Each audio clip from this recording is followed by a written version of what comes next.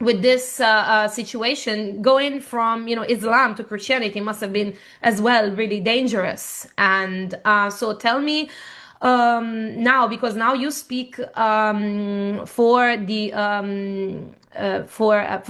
Nigerian people, because the Christians have been persecuted.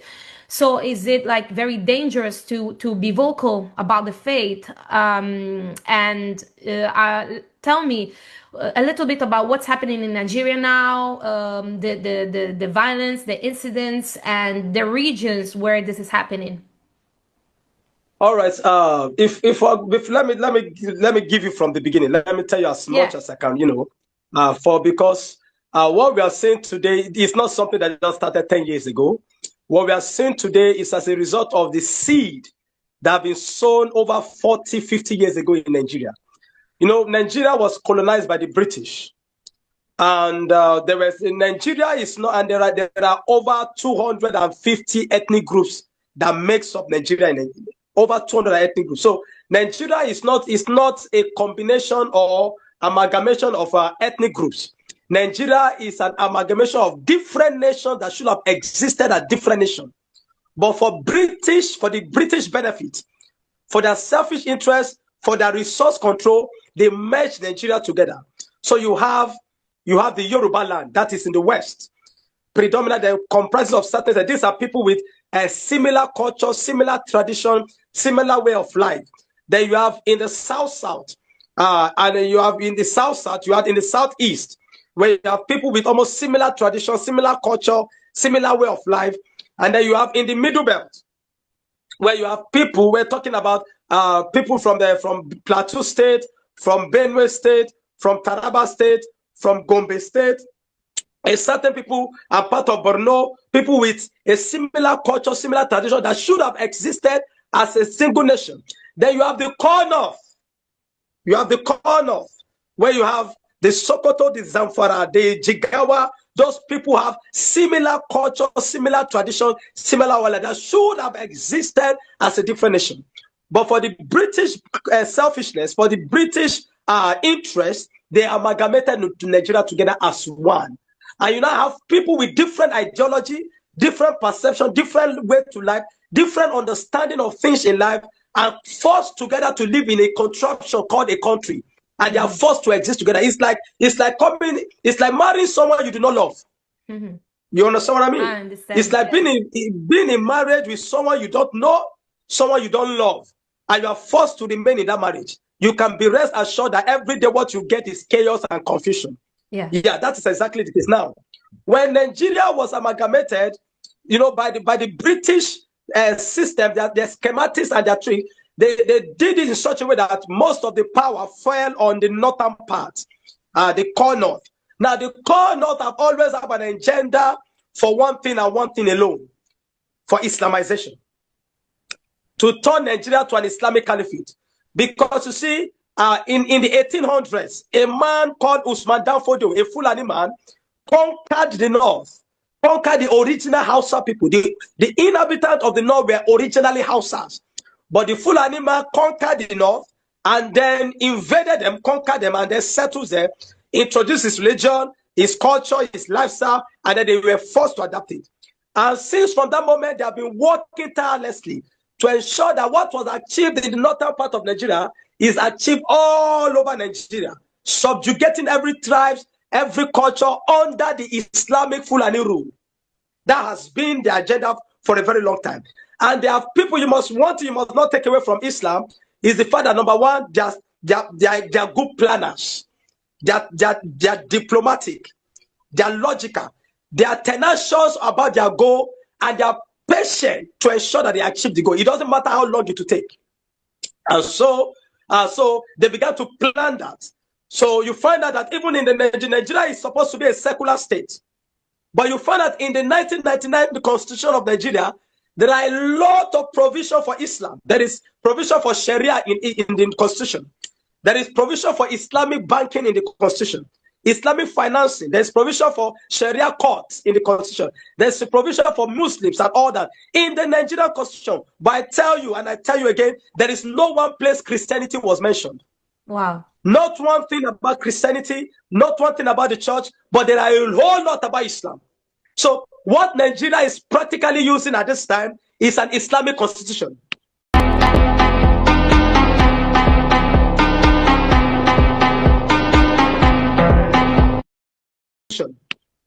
Wow. Yeah. Now, you also understand that if you look at, if I bring a Naira note to you now, this is supposed to be a secular state. And because we are colonized by the British, our lingua franca ought to be English, just like I'm speaking to you now. Yeah. So therefore, in official way, official document, official way should be in English, not in Arabic. Mm-hmm. But then if I bring our currency to you now, you will see an Islamic inscription there, an Islamic writing on Nigerian Naira note. The annoying part is nobody has ever questioned the purpose for it. But the people that did that were intentional. They knew their goal. They were taking their time because it was a long-term goal. It was a marathon for them. So they long from since the 1960s. Wow. I'm telling you, since the 1960s, they have been putting this in motion. Then in the 1970s, in 1970 something, 78 or so, a man called during the days of the military juntas, the military rule, a Muslim man called Ibrahim Babangida under his rule registered Nigeria, which is supposed to be a secular nation, under the OIC, Organization of Islamic Cooperation, an organization that comprises of Muslim nations. At least that you must have the population of your nation to be about 70 to 80% to be a member.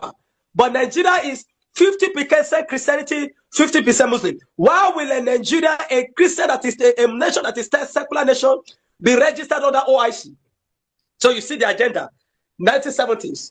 And then it proceeded. Now you find out that by the standard of the way it has been, and by the teachings of the Quran, if you go to the western part of Nigeria, the southwest, there are Muslims there.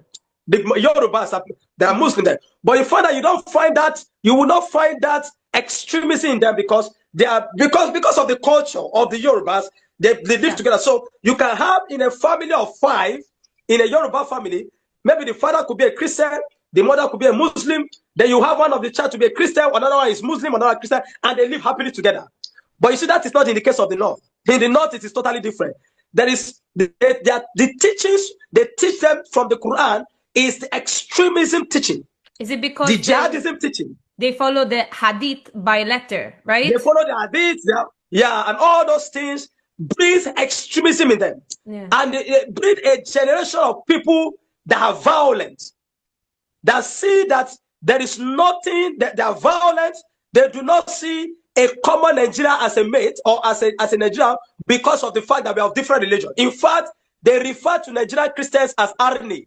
The word Arni means unbeliever. They say, look at this Arni. They refer to as Arni, unbeliever.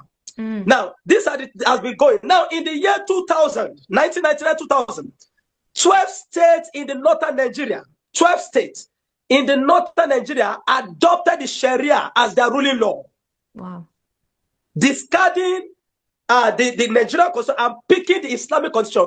In fact, they tag the Nigerian constitution as a barbarian law. They say it is a barbarian law, that the only law that is accepted is the law of Allah, which is the Islamic law.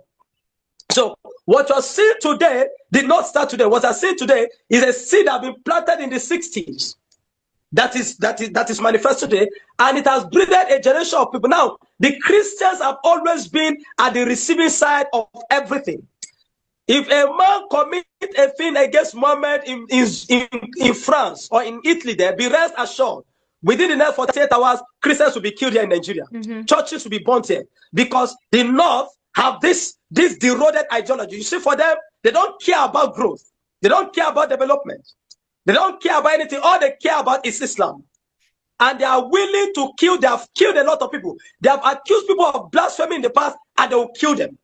Now, in the year 2000, 12 states in Nigeria. I hope you're following me. Yeah. And I'm taking my time to explain so that the world will have an understanding what Nigeria is going through, what the Christians in Nigeria are going through.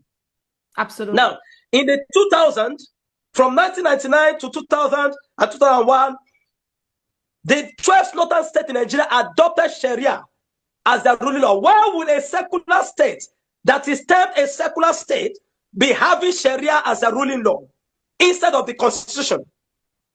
And then they began to use it. And then when the Christians began to speak about, Christians started to speak about it, it led to a riot. I was in Kaduna, I was a boy then in the year 2000, when that riot broke out. And I tell you, Sonia, thousands of people, hundreds of thousands of people were killed. Churches were burnt till today. This is 2026. Till today, there are families that have never recovered from that riot. Because these Hausa jihadists, these Islamic jihadists, they mobilize in Honda and they say, no, we must practice Sharia. And they kill people, burn churches, destroy families. Families that have worked and labored for 20, 30 years to gather things, they brought everything down in a single day. And for weeks, that was the first time, I tell you, for weeks, Sonia, dead bodies were still rotting in gutters. When you pass in the sewage system, you find that was the first time I see pigs, swines, feeding on human dead body, human corpses. Oh. I'm telling you, human corpses. That was the first time as a little boy I saw a man that was burnt alive, like as if you're roasting a yam, burnt alive. And these things have been going on for years. These guys have impunity. They are strategically positioned in government. Like I tell you today, and I'm saying it openly, the Nigerian government is compromised. The Nigerian military is compromised. The Nigerian judiciary is compromised. They are filled with jihadists. They are filled with jihadists, strategically positioned in different parts. And so what we are seeing now is a consequence of that. It's a consequence of that.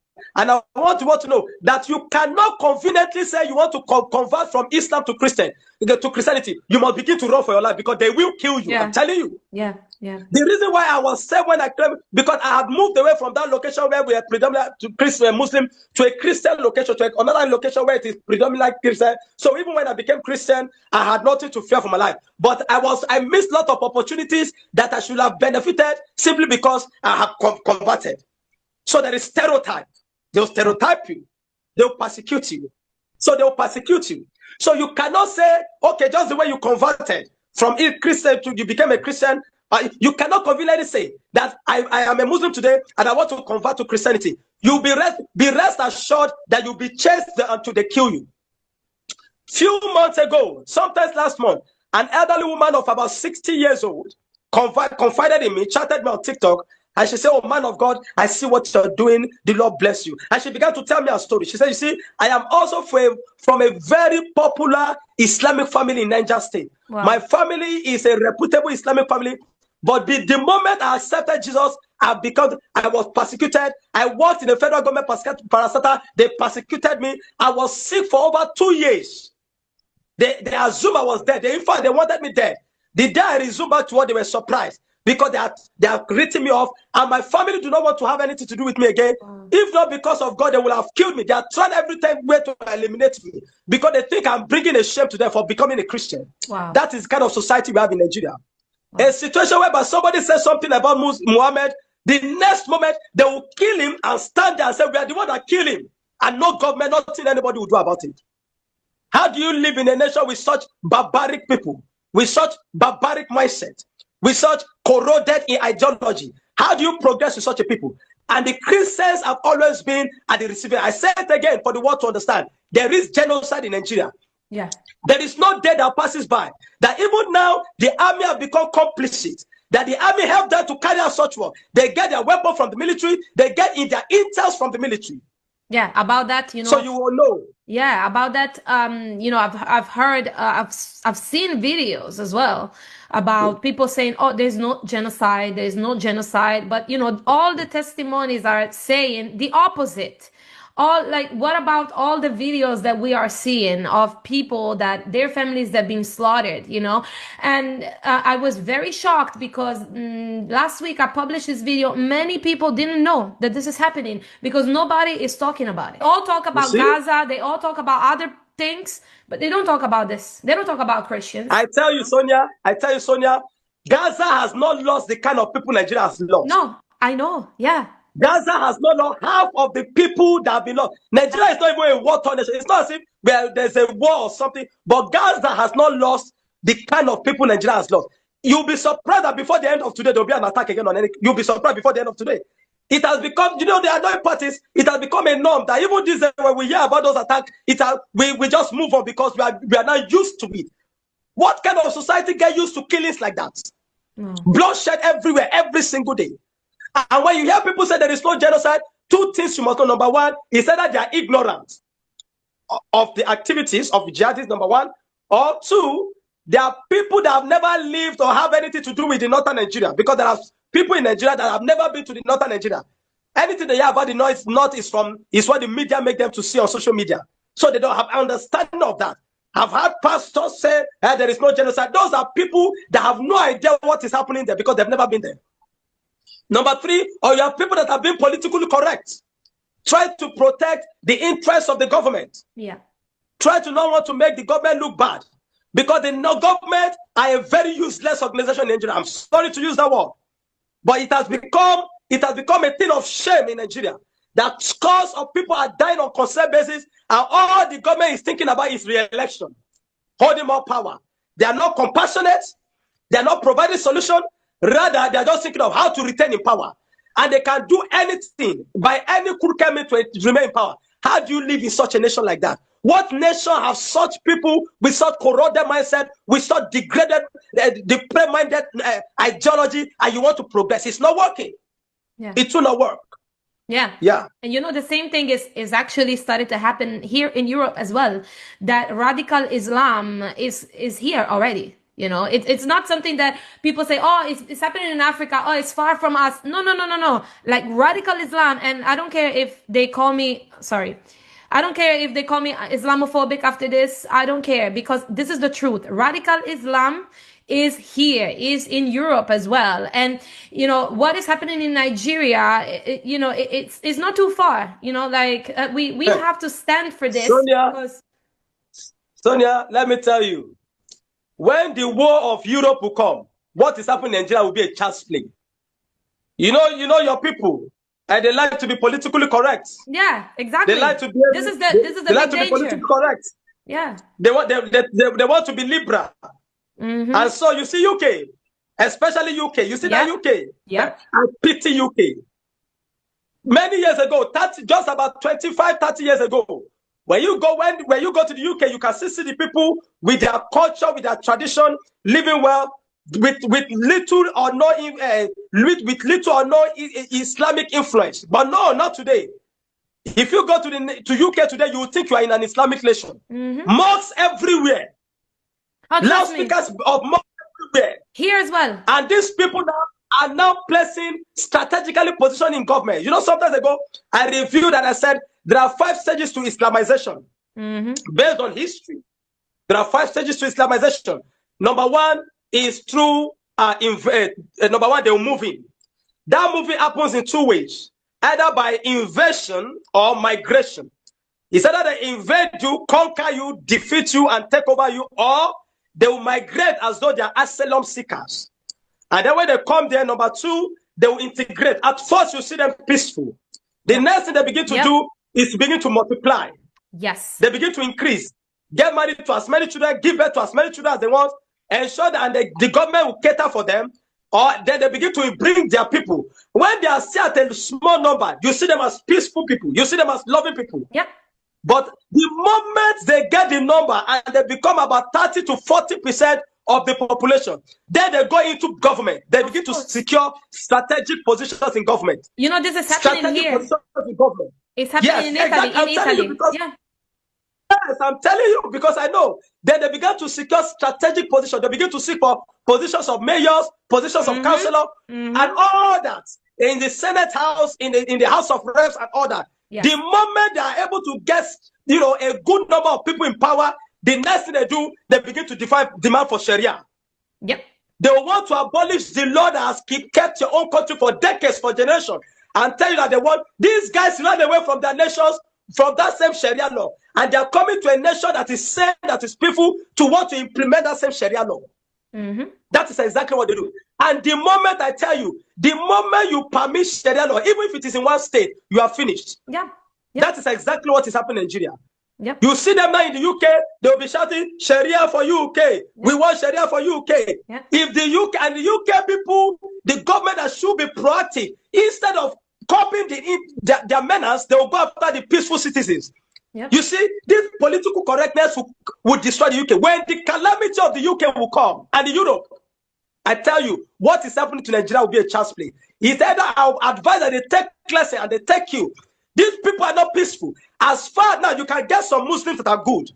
Yeah, of course. Any Muslim that you see that is good is the one that is not an adherence to the tenets of Sharia. Of course. I know many Muslim. I have many Muslim friends. I used to live in a Muslim country. Of course. Yeah, exactly. Yeah, of course. When you meet some of them, you meet honest people, you meet peaceful people. Yes. That is people that are willing to coexist with you. Yes. They want to live with you. But whenever you find the one that adheres to the principle of Sharia, he is an extremist. And when there is an extremist, it will bring terrorists. Yep. That is exactly how it is. This is true. This is true.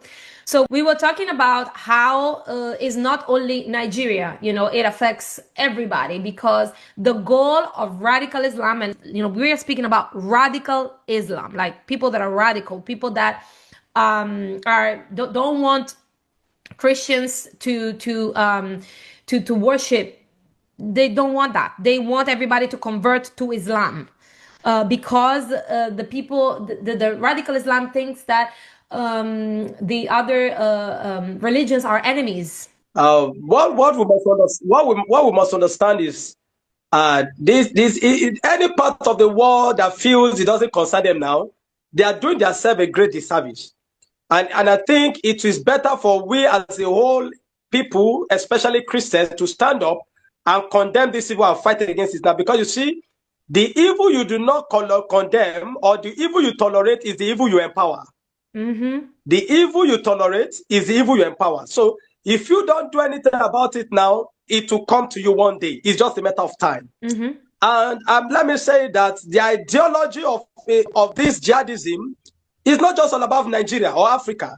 They have this mandate to conquer the world. They said this is what Muhammad started, and they are continuing in the mandate of Muhammad to bring jihad to the whole world until the whole world convert to Islam. Mm-hmm. That is their goal.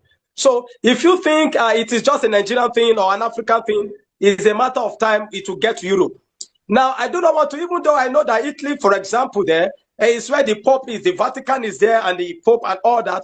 But you see, but the reason why this evil has prevailed this long is because the righteous men that should speak the truth to power have become political correct. Yeah. Some of them because they have enjoyed government waivers. Some of them because for political reasons, for whatever reasons. That is why even the Pope today, instead of speaking, looking at what is happening in Nigeria, speaking, you see him try to be talking about peace, trying to be political, and he's trying to. You are thinking it's like saying you want to go and preach peace to Satan, to demons. How can you preach peace to demons? Because by nature and by the ideology and what is inside of them, they are demonic.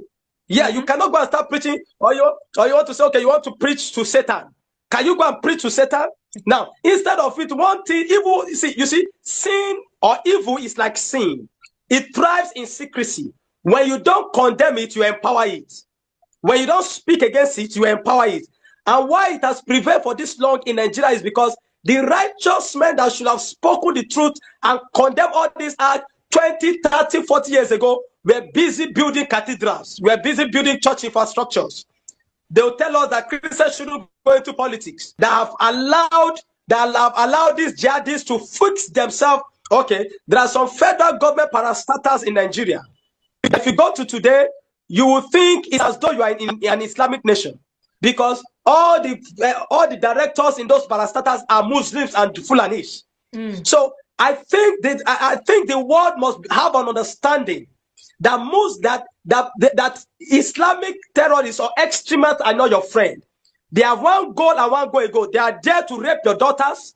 They are there to subjugate you. They are there to deny you the right to worship. And they are there to kill you except you accept as Islam.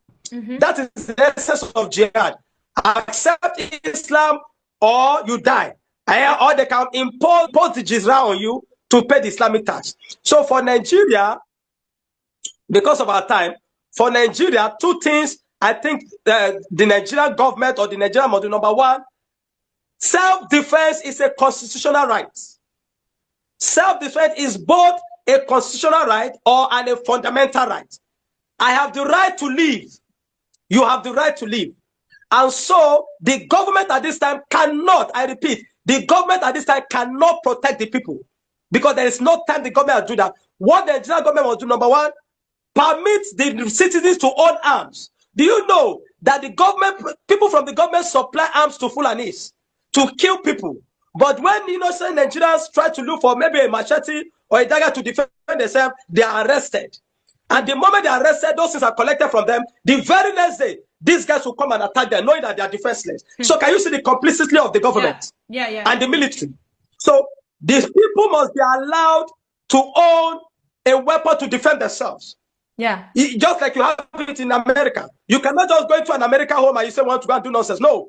As little as a young boy knows how to operate a weapon and he will bring you down. How can you keep coming to our communities every single time to kill us and we cannot defend ourselves? And the moment we want to defend ourselves, the government come to kill us again. The government will come to kill us.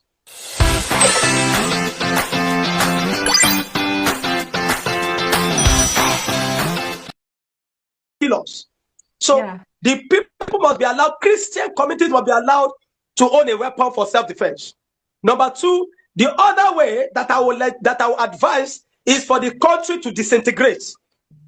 The country has never been one. Anywhere you hear that Nigeria is one, is a lie, is a scam. Let everybody go their way. Those that want to practice Sharia, let them go their separate way and practice Sharia. While we that want to remain liberal and secular can remain secular. But you cannot say we are a secular nation and some people have already take the right of other people and practice Sharia. Yeah. While we cannot do that. Yeah, go ahead. No, I think that, it was very interesting what you said because the Pope came out with a few statements since, I'm in Italy. I want to talk about it because, he said we should perhaps be a little less afraid of Islam. And we're not afraid of our peaceful Muslim friends or people that are around us. We're not afraid of them. We don't condemn them in any kind of way. We condemn the radical Islam that is trying to infiltrate. It's very obvious. And, the people that don't admit this, they are blind because this is actually happening. There have been TV programs in Italy that have shown, that have gone to interview Muslim leaders in mosques and everything, and they have recorded what they say. That's radical Islam. So yes, we should be worried about that. We are not talking about, that those Muslims that, they want to, and they've decided to just follow that religion. We are talking about radical Islam and, radical Islam. The governments need to stop allowing this to propagate everywhere, and also I think there should be an intervention of people in power, like the Pope, like the governments, like the United Nations, to help Nigeria and the countries where Christians are being persecuted. And there has they can't put a focus only on some countries and then forget about the Christians that are being slaughtered. Like, this is not right. You will know, Sonia, that there's never anywhere in the world where Christians are hostile against Muslims just like that. There's never been anywhere. No. You will never find a country where Christians are just hostile against. See, we want to live in a nation or in a world where you have the right to practice whatever you like and nobody gets to hold you for it. We in the Christendom mandate to preach to you. According to the scripture, it said, go ye into all the world and preach God. So we have the mandate to preach to you. It is within your choice to either accept or reject. Exactly. If you reject, we carry our Bible and go. We don't have to force you. But when some people feel that you must convert or you die, do you know, in Kwara State, in Nigeria, a few months ago, some Christians were kidnapped in some community by these bandits and these terrorists and taken away. And do you know, the next time they will show those people, they had converted them to Muslim. They were all wearing hijab. These were Christians. They were all wearing hijab. And they were being told to recite the Shahada. There's this thing called the Shahada. It's a proclamation for conversion into Islam. Ashhadu an la ilaha illallah, ashhadu anna Muhammadur Rasulullah. And they were making them to say it, and they were teaching them. They took them and began to, These were Christians against their will, against their constitutional and fundamental will. We don't want to live in a world where you can't practice what you want peacefully.